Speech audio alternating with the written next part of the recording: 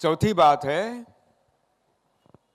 कि जो global warming की बात हो रही है, वैश्विक तापमान वृद्धि और जलवायु परिवर्तन, क्लाइमेट चेंज, पूरी दुनिया में चर्चा है, पूरी दुनिया में चर्चा है। आप जब भी अखबार देखोगे चर्चा आपको मिलेगी, आप रेडियो खोलोगे चर्चा आपके कान पर पड़ेगी, आप टीवी देखोगे दूरदर्शन चर्चा आपके कान में पड़ेगी। ये क्या है ग्लोबल वार्मिंग, क्या है वैश्विक तापमान वृद्धि, ये जलवायु परिवर्तन क्या है, ये समझना बहुत आवश्यक है। साथ ये जो सूरज की किरणें आती है, सूरज की किरणें, sunlight is coming to the earth, सूरज के किरणों में सौर ऊर्जा आती है, साथ में सौर ऊर्जा, फोटोन कण के रूप में सौर ऊर्जा, सोलर एनर्जी इज कमिंग। साथ में ऐसे विकिरण भी आते हैं जो नुकसानकारक है, यानी सूरज की रोशनी जब पृथ्वी पर आती है तो सौर ऊर्जा भी आती है, साथ में खतरनाक विकिरण भी आते, रेडिएशंस भी आते जो बहुत ही नुकसान करने वाले होते, जैसे अल्ट्रावायलेट रेज, अति नील किरण, अति नील किरण, अल्ट्रावायलेट रेज। अगर ये अल्ट्रावायलेट रेज, अति नील किरण हमारे शरीर पर गिरेंगे, हमारे जन्नुक जमघट में बदलाव होता है, जेनोटाइप यानी जन्नुक की रचना में बदलाव होता है, स्थानांतर होता है, अपने आप होता है। It is internal mutation is happen, natural mutation, अपने आप होता है। दूसरी बात, नपुंसकता बढ़ती है, महिलाओं में बांझपना बढ़ता है। ये जो महिलाओं में फैलोपियन ट्यूब होती है, स्त्री बीज वाहिका होती है, नली, वो बंद होती है और स्त्री बीज बाहर निकलता है नहीं तो बच्चा पैदा नहीं होता। बच्चा नहीं पैदा होता तो टेस्ट ट्यूब बीबी के बड़े बड़े दवाखाने निकल गए। ये इतने तेजी से बढ़ रहा है, ये बीमारी बहुत तेजी से, इसका कारण वही है, वैश्विक तापमान वृद्धि। साथ में और अन्य कारण है, एक कारण ये भी है, साथ में हमारे शरीर का संतुलन खत्म होता है, शरीर का सौंदर्य बिगड़ता है, हमारी प्रतिरोधक शक्ति खत्म होती है ये अल्ट्रावायलेट रेज आने से, जिससे हमें बीमारियां होती और हमारी आयु भी घटती है। इसका मतलब है these incoming ultraviolet radiations are very harmful to human being. ये आने वाली जो विकिरण है, अति नील किरण, हमारे शरीर के लिए बहुत ही खतरनाक है।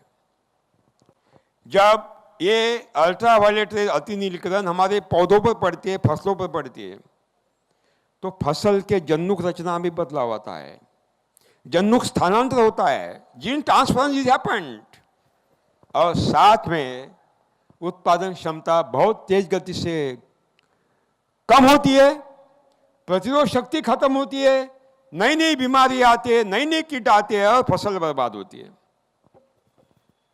अनुमान है कि जिस तेज गति से अति नील किरण हमारे पृथ्वी पर आ रहे हैं, उसी गति से प्रति एकड़ उपज घट रही है। रासायनिक खेती के साथ साथ ये विकिरण भी उसके लिए कारण है। ये विकिरण महाराक्षस है, उत्पाद करते, नुकसान करते, इसके लिए ईश्वर ने एक व्यवस्था की है। ये सूरज की रोशनी जो आने वाली है उसको छानने वाली, ये अल्ट्रावायलेट रेज अति नील किरण को सोखने वाली और शुद्ध सूरज की रोशनी पृथ्वी पर भेजने वाली एक व्यवस्था खड़ी कर दी है हमारे वायुमंडल के ऊपर। वो व्यवस्था है ओजोन वायु का स्तर, ओजोन वायु का स्तर। ये ओजोन वायु हमारे वायुमंडल के ऊपर ऐसा फैला दिया गया है ईश्वर के माध्यम से, ताकि जो हर सूरज की रोशनी में से आने वाली विकिरण है, अल्ट्रावायलेट रेज है, अति नील किरण है, उसको सोख लिया जाएगा, घातक विकिरण सोख लिया जाएगा, सूर्य प्रकाश रोशनी को शुद्ध किया जाएगा, फिल्टर किया जाएगा, उसकी छाननी की जाएगी और शुद्ध सूरज की रोशनी पृथ्वी पर जाएगी। इसका मतलब है हमारे वायुमंडल के ऊपर जो ओजोन वायु का स्तर है, वो स्तर है हमारे बॉर्डर सिक्योरिटी फोर्स है, सीमा सुरक्षा दल है, हमें बचाने वाला। बाद में मालूम पड़ा और बहुत हलचल हुई हिंदुस्तान के बाहर, पूरे दुनिया में कि मालूम पड़ा कि अल्ट्रावायलेट रेज आने की अब रफ्तार बढ़ गई है। और क्यों बढ़ गई है देखा गया तो मालूम पड़ा कि ओजोन वायु के स्तर को बहुत बड़े बड़े क्षेत्र, बहुत बड़े बड़े हिंदुस्तान से ऊपर बहुत बड़े खंड प्राय क्षेत्र पड़े हैं। पूरी दुनिया में हलचल मच गई कि भाई क्षेत्र क्यों पड़ गए हैं, कौन है क्षेत्र गिराने वाला, उसको खत्म करने वाला ओजोन वायु को। इसको जांच करने के लिए यूनाइटेड नेशन ऑर्गेनाइजेशन, संयुक्त राष्ट्र संगठन ने एक अंतर्राष्ट्रीय कमेटी का गठन किया। उस अंतर्राष्ट्रीय कमेटी का नाम है IPCC, inter governmental panel on climate change, IPCC. दुनिया के उच्चतम न्यायविद, वैज्ञानिक और दार्शनिक, साथ में ये एक्टिविस्ट, जिसको समाज कार्य करने वाले, उसके सभासद बने गए।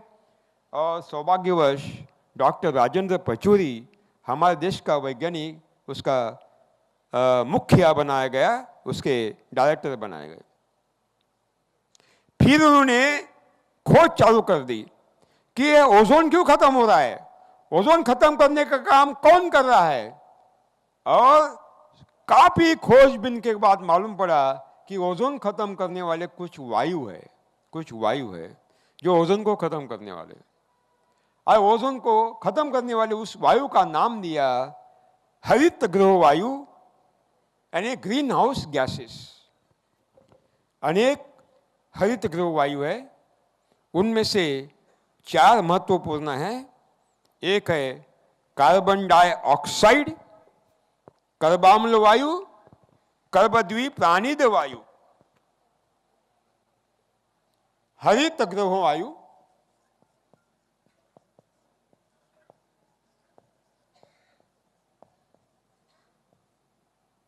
ग्रीन हाउस गैसेस,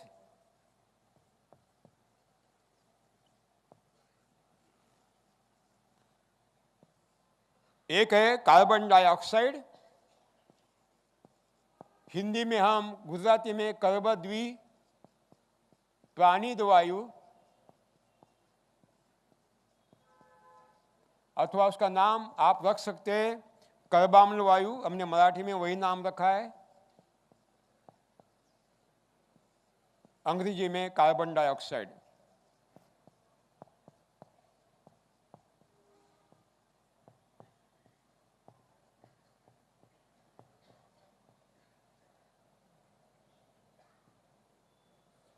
दूसरा है नाइट्रस ऑक्साइड, नत्रद्वीप प्राणिद वायु।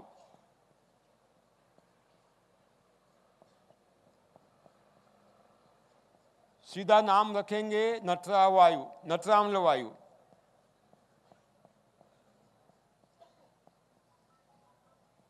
अंग्रेजी में उसका नाम है नाइट्रस ऑक्साइड।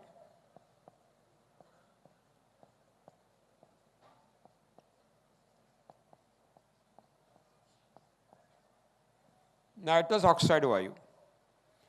तीसरा है मीथेन,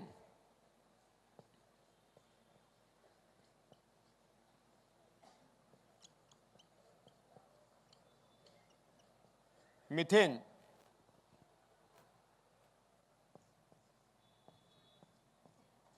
और चौथा है CFC,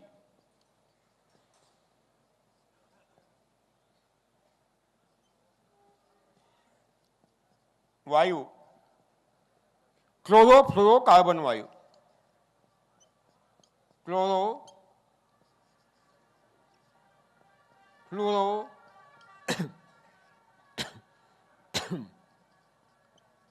कार्बन वायु, CFC गैस। अब इसको न्यू जनरेशन आया SCFC, हाइड्रोक्लोरोफ्लोरोकार्बन वायु। तो ये 4 महत्वपूर्ण हरित गृह वायु हैं जो ओजोन को खत्म करते हैं और तापमान वृद्धि करते हैं। साथियों,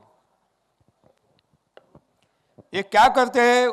जो ओजोन का रेणु है, एक ओजोन के रेणु में प्राणवायु के 3 अणु होते हैं, यानी प्राणवायु के 3 अणु से एक ओजोन का रेणु बनता है। आज जब ओजोन वायु ये कार्बन वायु के पास आता है, साथ में आता है, संपर्क में आता है, नाइट्रस ऑक्साइड के संपर्क में आता है, मीथेन के संपर्क में आता है, सीएफसी के संपर्क में आता है, तो ओजोन को वो स्प्लिट होता है, उसका विभाजन होता है और एक अणु बाहर निकलता है, प्राणवायु निर्मित होती है, एक अणु खत्म होता है, पूरा ये आपका ओजोन ही खत्म होता है। और ओजोन खत्म होता है, अल्ट्रावायलेट रे सीधे आते हैं और उत्पात मचाते हैं, नुकसान करते हैं।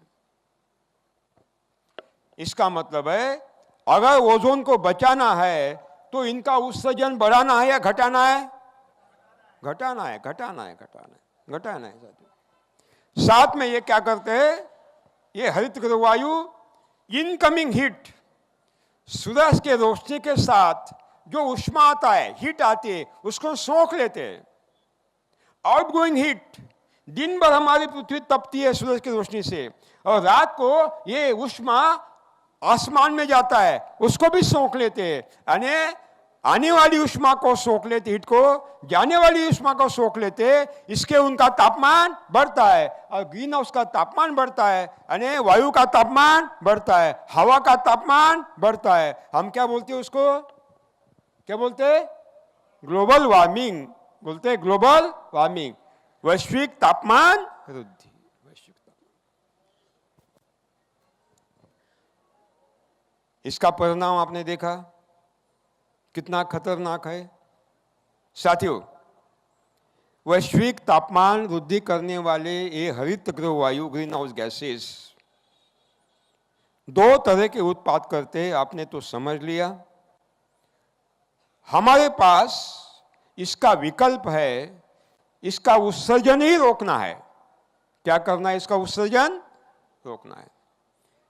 इसका उत्सर्जन कैसे रोके, इस पर पूरी दुनिया में बहस हो रही है, चर्चा हो रही है, और उनके पास कोई समाधान नहीं मिल रहा है, कोई समाधान नहीं मिल रहा है।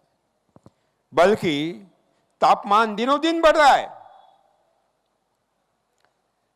जब बाष्प का इंजन निर्माण नहीं हुआ था, जब बाष्प का निर्माण इंजन, बाष्प से चलने वाला, भाप से चलने वाला इंजन निर्माण नहीं हुआ था, यांत्रिकीकरण नहीं हुआ था, औद्योगिकीकरण नहीं हुआ था, उसके पहले हवा का जो तापमान था, वो तापमान प्रमाणित तापमान था, मानव के लिए हितकारक तापमान था। आज वो तापमान बढ़ते बढ़ते बढ़ते बढ़े आज तेजी से बढ़ रहा है, तेजी से बढ़ रहा है। और आपने देखा होगा कि आज 0.07 तापमान बढ़ गया है। तो इतना उत्पाद हम देख रहे हैं, इतने नुकसान देख रहे हैं, नुकसान के बारे में बाद में बताऊंगा। जब तापमान 1.5 बढ़ेगा तो कुछ नहीं बचेगा, कुछ नहीं बचेगा। आप जरा सोच सकते हैं, मेरे पास रिकॉर्ड है, अरबी समुद्र में, अरब सागर में इसके पहले 2 साल में एक बार, 3 साल में एक बार चक्रवात आता था, हर साल नहीं आता था। इस साल 7 चक्रवात आए हैं, अभी भी 2 चक्रवात खड़े हैं अरबी समुद्र में। सही है गलत है? ये अनहोनी है, ये अनहोनी है। It is not happen in the past, it is totally miracle. ये अनहोनी है, अनहोनी है। ऐसा अनहोनी कभी नहीं देखा था। और जिसका परिणाम ये हुआ कि लगातार चक्रवात आने से हमारे सौराष्ट्र की कच्छ की फसलें क्या हो गई? बर्बाद हो गई, बर्बाद हो गई। खरीफ भी बर्बाद हो गया, हमारा मूंगफली भी बर्बाद हो गया, हमारा कपास भी बर्बाद हो गया, और गेहूं लेट हो गया, और गेहूं जब कटाई पर आएगा और चक्रवात जरूर आएगा और गेहूं भी खाने को नहीं मिलेगा। ये होने वाला है, ये होने वाला है। मैं अमरावती में रहता हूँ, विदर्भ में। मैं कॉलेज में पढ़ता था, तब अमरावती से जब पुणे जाता था बस में बैठकर, तो लगातार झड़ दिखता था। 700 किलोमीटर अमरावती से पुणे तक लगातार झड़। झड़ मालूम है ना क्या बोलते हैं? झड़, लगातार बारिश, झिमझिम बारिश, लगातार, कई खंड नहीं है, लगातार। आज झड़ गायब हो गई है, सही है गलत है? पूरी गायब हो गई है। अरे यहां पानी गिरा, पड़ोस में पानी नहीं, इसने क्या पाप किया? पड़ोस में पानी नहीं। पूरा बदल गया है, पूरा मौसम बदल गया, पूरा बदल गया।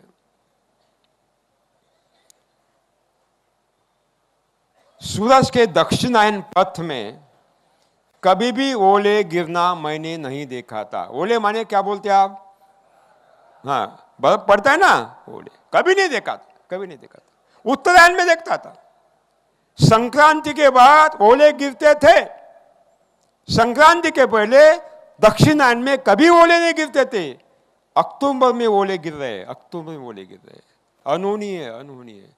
पूरा बदल गया है, पूरा बदल गया। मानसून की दिशा बदल गई, मानसून की दशा बदल गई, और साथ में हमारी भी दशा उन्होंने बदल डाली। 1 जून को मानसून केरल में प्रवेश करना ही था। 15 जून तक महाराष्ट्र में पहुंचना ही था। 15 जुलाई तक राजस्थान में पहुंचना ही था। 15 जुलाई से लेकर 15 अगस्त तक वो स्थिर होना ही था। घनाघाती बारिश। 15 अगस्त के बाद राजस्थान को छोड़ना ही था। 15 सितंबर को मध्य भारत को छोड़ना ही था। 15 अक्टूबर को हिंदुस्तान को छोड़ना ही था। टाइम टेबल निश्चित था, समय सारणी निश्चित थी। आज हम 3 साल से देख रहे हैं, 1 तारीख को या 5-6 तारीख को केरल में आता है, और आने के बाद कर्नाटक में 15 दिन ज्यादा मुक्काम करता है। वो खीर भी खाता है, वो पूरन पोली भी खाता है, और लाडू जल भी खाता है। 15 दिन वही मुक्काम करता है। जब निकलता है 1 महीना देरी से कहाँ पहुंचता है? हिमाचल पहुंचता है। 1 महीना देरी से राजस्थान, 1 महीना देरी से बाहर निकलता है, और कहाँ निकलता है? 15 नवंबर तक हिंदुस्तान को छोड़ता है। खरीफ की फसल बर्बाद, रबी फसल अभी बोई नहीं, तो रबी फसल की भी बर्बाद। बहुत बड़ा बदलाव है, अनु ने ऐसा कभी नहीं देखा, ऐसा कभी नहीं देखा, कभी नहीं देखा। साथियों, ये बदलाव और आने वाले हैं, और आने वाले हैं। मैं कोचिन में था, कोचिन में मेरी कार्यशाला थी, शिविर था केरला में। सुबह मैं घूमने जाता था, तो जो समुद्र किनारे मेरा मुक्काम रखा गया था ताकि वो सौंदर्य मैं देख सकूं। तो सुबह मैं घूमने गया, वो मछुआरे थे, मछुआरे, मछली पकड़ने वाले, क्या बोलते हैं आप? उनकी झोपड़ियाँ। मैं वहाँ गया, और बूढ़ा आदमी 80 साल का, मैंने वो पूछा कि 25 साल पहले आपकी झोपड़ियाँ कहाँ थी? बोले बाबूजी 1 किलोमीटर आगे थी। अब ये 1 किलोमीटर पीछे क्यों आ गए? बोले 3 साल से पानी बढ़ता बढ़ता है, इधर आ गया, हमारी झोपड़ी में घुस गया, तो हम पीछे पीछे जा रहे हैं। यानी जल स्तर मुंबई में हम देख रहे हैं, मुंबई में भी जल स्तर बढ़ रहा है। और सुना गया है कि अगर ग्लोबल वार्मिंग की रफ्तार ऐसी बढ़ेगी तो 20 साल में पूरी मुंबई, पूरा कोलकाता, पूरा चेन्नई समुद्र में डूब जाएगा। द्वारका समुद्र में डूबी थी कि ना? डूबी थी। लेकिन वो ग्लोबल वार्मिंग था, ये कारण ये नहीं था, वो ज्वालामुखी था। ये विशाल मात्रा में गंधक फैला था, धूल फैली थी, पूरा सूरज की रोशनी बंद हो गई थी, पूरी छाया गई थी। इससे वायुमंडल में बदलाव आया था, और उससे जल स्तर बढ़ा था, और ग्लेशियर घटी थी, बर्फ पिघला था, और इससे जल स्तर बढ़ा था, इससे घटी। लेकिन आज मानव निर्मित है, ये सारा मानव निर्मित है, ख्याल मेरे मानव निर्मित। हो सकता है ख्याल मेरे, जो समुद्र किनारे है वो सारे शहर डूब जाएंगे। 0.07 अंश शतांश तापमान बढ़ गया। इतनी बर्बादी देख रहे हैं हम, इतनी बर्बादी। अगर 1.5 शतांश तापमान बढ़ेगा, कुछ नहीं बचेगा, कुछ नहीं बचेगा, कुछ नहीं बचेगा। उसके लिए केवल हमें क्या करना, 60,000 crore 60,000 crore metric ton green house gases का उत्सर्जन करना होगा। केवल 1.5 शतांश तापमान बढ़ने के लिए जो मानव का अंत होगा, तब ये प्राप्त करने के लिए हमें 60,000 करोड़ मेट्रिक टन हरित वायु का उत्सर्जन करना होगा। और आज हम एक साल में 3,600 crore metric ton green house के हरित वायु का उत्सर्जन कर रहे। इस रफ्तार से अगर उत्सर्जन करते रहेंगे, 18 साल में बर्बादी आने वाली है, प्रलय आने वाला है। लिख कर रखिए, 18 साल में बर्बादी आने वाली है। अगली पीढ़ियों का क्या होगा, अगली पीढ़ियों का क्या होगा, हमारा क्या होगा, दुनिया को क्या होगा, बर्बादी होगी, बर्बादी होगी। इसका मतलब है किसी भी हालत में हमें ये उत्सर्जन को रोकना ही होगा। होगा या नहीं होगा? रोकना ही होगा। तो क्या करना होगा? ये उत्सर्जन करने वाले 2 क्षेत्र है।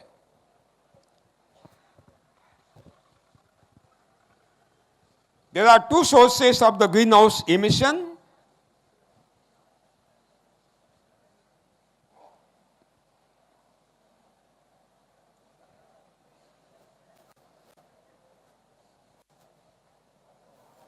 ये विस्तार से इसलिए बता रहा हूं कि आपको शिक्षक बनना है, आपको सेनापति बनना है, आपको जाकर सिखाना है। आपको ही जवाब नहीं मालूम होगा तो आपको बढ़ाएगा, वो आप क्या करेगा, कान पकड़ेगा। तो शिष्य गुरु का कान पकड़ेगा, ऐसा कभी संभव होगा? इसके लिए आपको ये जानना ही है। वैश्विक तापमान वृद्धि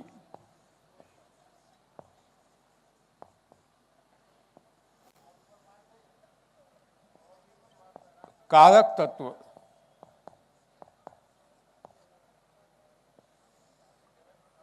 है ना। इसका मतलब है हरित गृह वायु,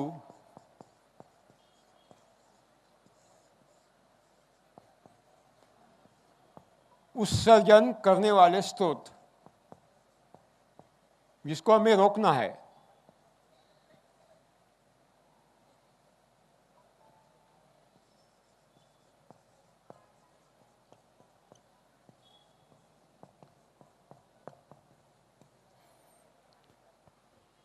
पहला है कृषि। कृषि में रासायनिक कृषि,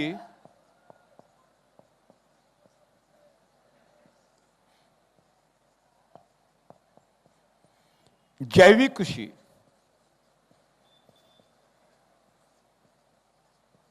माने सजीव कृषि,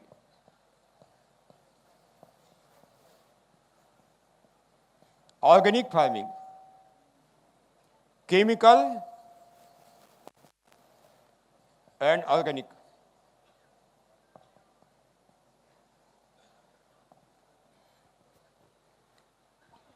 और दूसरा है उद्योग।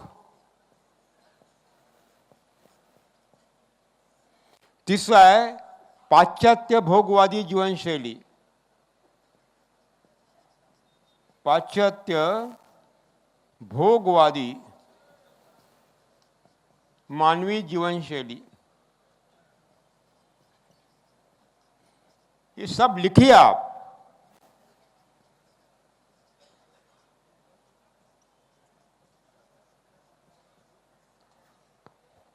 भागवत सप्ताह नहीं सुन रहे, ख्याल में रहे। जहाँ बहुत बहुत बूढ़े बाड़े बैठे होते हैं, कोई युवा नहीं होता, उनको मालूम होता है ये क्या बोलने वाला है आगे, सबको मालूम होता है, क्योंकि वही काम है सुनने का। पहला है कृषि, रासायनिक कृषि और सजीव खेती, है ना। दूसरा है उद्योग, थोड़ा उसको एलाबोरेट करें, स्क्रीन पर आप उसको बढ़ाए। जैसे मैं लिखता हूं ना, आपका फोकस काय पर आना है, स्क्रीन पर, मुझे पर नहीं करना है, मैं कोई अमिताभ बच्चन नहीं हूं, इस पर करना, शाहरुख खान नहीं हूं, इस पर देखिए।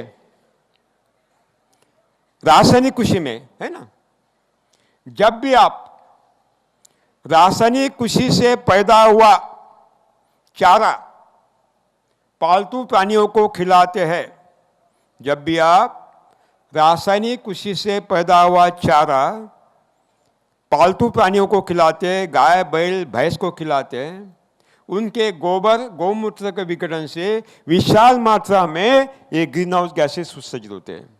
कौन कौन से? Carbon dioxide, nitrous oxide, methane, विशाल मात्रा में, विशाल मात्रा। इतना ही नहीं, चारा खाने के बाद जो चारा बचता है, चारा बोलते क्या बोलते हैं? चारा बचता है, उसका विघटन से भी विशाल मात्रा में nitrous oxide, carbon dioxide, methane उत्सर्जित होते हैं। इतना ही नहीं, अगर ये जर्सी होल्स्टीन है, विदेशी अम्मा, वो उनका पाचन करने की क्षमता बहुत कम है, चयापचय शक्ति बहुत कम है हिंदुस्तान की इस आबोहवा में, तो उसके क्या होता है, पाचन शक्ति कम होने से उसके आंत में ये मीथेन की निर्मित ज्यादा होती है और मीथेन का उत्सर्जन ज्यादा होता है। देशी गाय में नहीं, जो देशी गाय चर कर आती है वो उत्सर्जन नहीं करती, ये करती है, ख्याल में। साथ में ये संकर बीज, रासायनिक खाद, कीटनाशक दवा, ट्रैक्टर, औजार, इनकी निर्मित करने वाले कारखाने विशाल मात्रा में धुआं छोड़ रहे हैं, ग्रीन हाउस गैसेस छोड़ रहे हैं, ये कारखाने।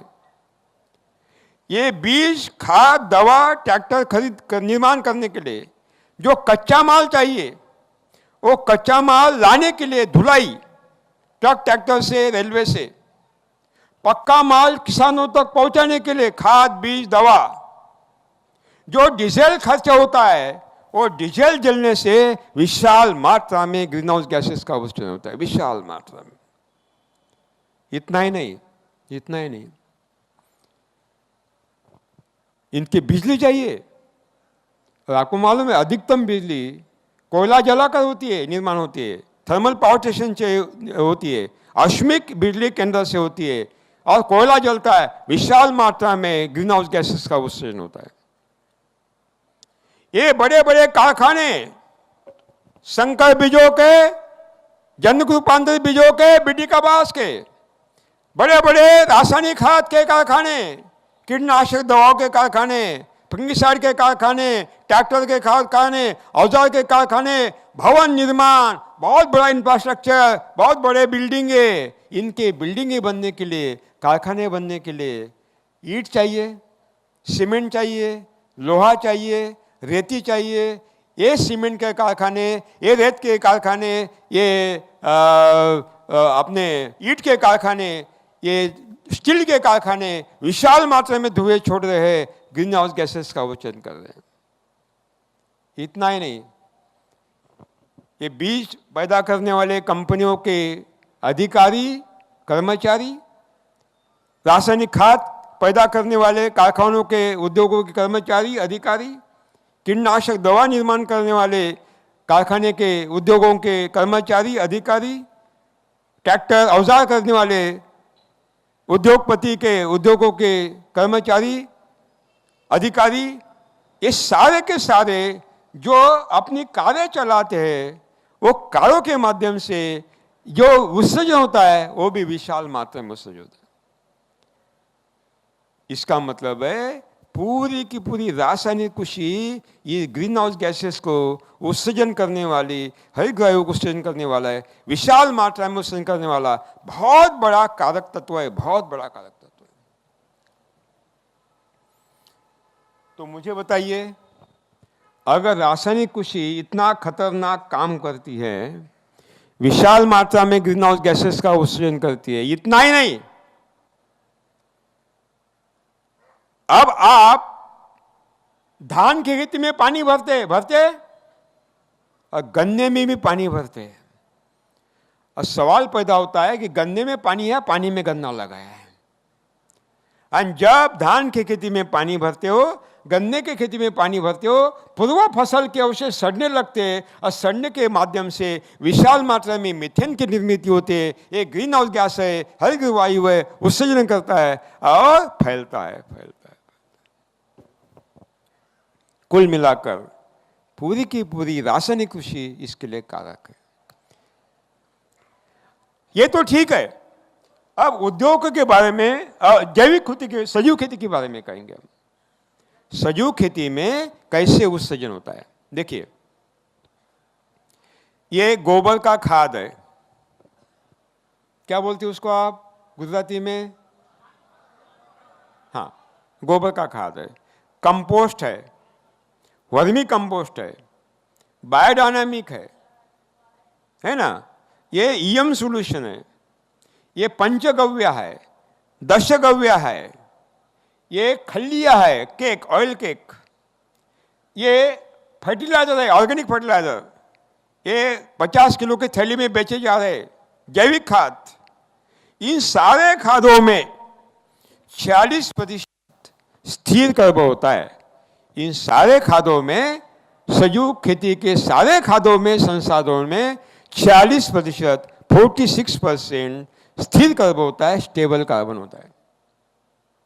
जब आप एक गोबर का खाद, कंपोस्ट, वर्मी कंपोस्ट यानी कंपोस्ट खाद, केचो का खाद, बायोडायनामिक का खाद, सिंक का खाद, या ईएम सॉल्यूशन, या गार्बेज एंजाइम, ये पंचगव्या, दशगव्या, ये खल्लिया, या ये जो ऑर्गेनिक फर्टिलाइजर, जैविक खाद थैलियों से भरे हुए जब भूमि पर फैलाते हैं, और जब दिन का तापमान 28 अंश 27 के ऊपर बढ़ने लगता है, day time temperature start to enhance about 20 degree centigrade, तो उसमें जो स्थिर कार्बन है अस्थिर कार्बन में रूपांतरित होता है। Stable carbon is converted into unstable carbon. जब दिन का तापमान 36 अंश 27 के ऊपर बढ़ने लगता है, when the daytime temperature will enhance above than 36 degree centigrade, unstable carbon is converted in volatile carbon.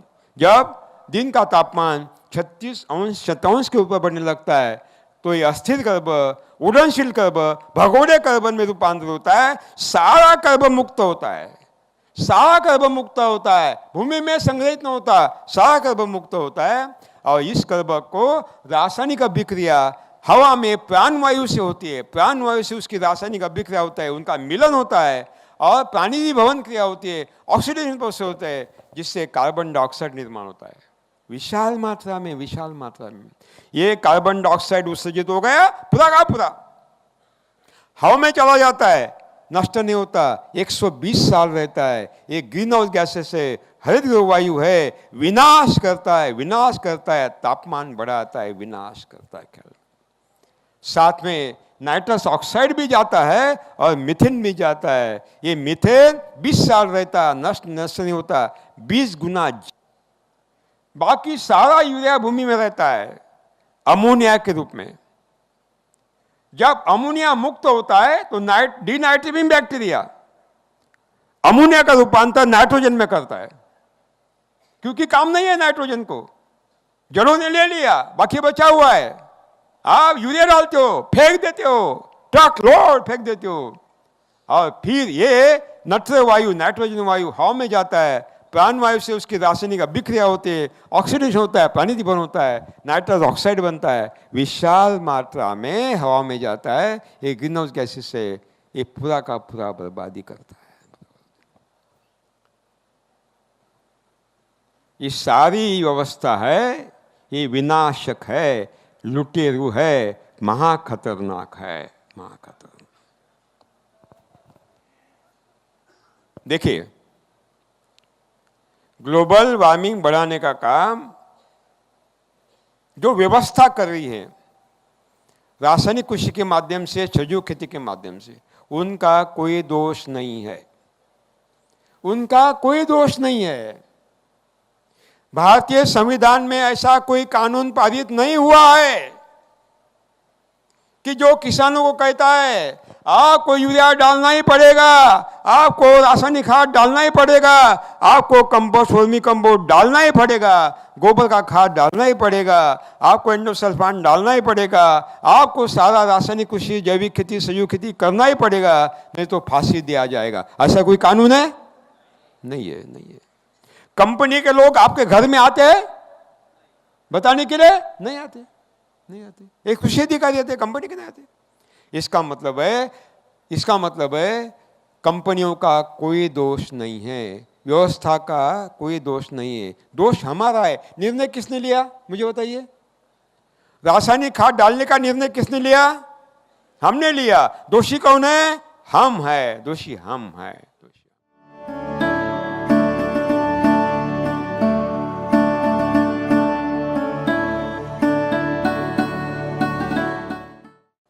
जल मुक्त खाद्य, प्रदूषण मुक्त पानी, पर्यावरण,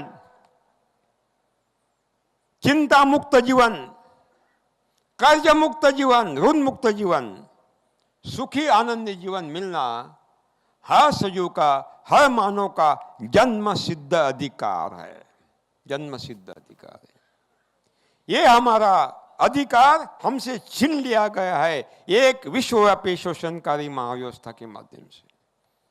वो अधिकार हर मानव को, हर सजीव को पुनः प्राप्त करने के लिए हमने एक अहिंसक जन आंदोलन खड़ा कर दिया है। 1988 से लेकर 2000 तक 12 साल मैंने अनुसंधान किया, खोज निकालने के लिए कि क्या वैकल्पिक खेती कैसी हो सकती है, जो रासायनिक का विकल्प होगा, गोबर खाद का विकल्प होगा, सजीव खेती का विकल्प होगा, यौगिक खेती, वैदिक खेती का विकल्प होगा। अंत में 12 साल के तपस्या के बाद भगवान ने मेरे हाथ में दे दिया एक बहुत बड़ा तकनीक, जिसको मैंने अनायास ही उसके नाम दिया, क्योंकि ये तो जीरो बजट है, कुछ डालना ही नहीं है, खरीदना ही नहीं है, मैंने नाम दिया जीरो बजट प्राकृतिक कृषि।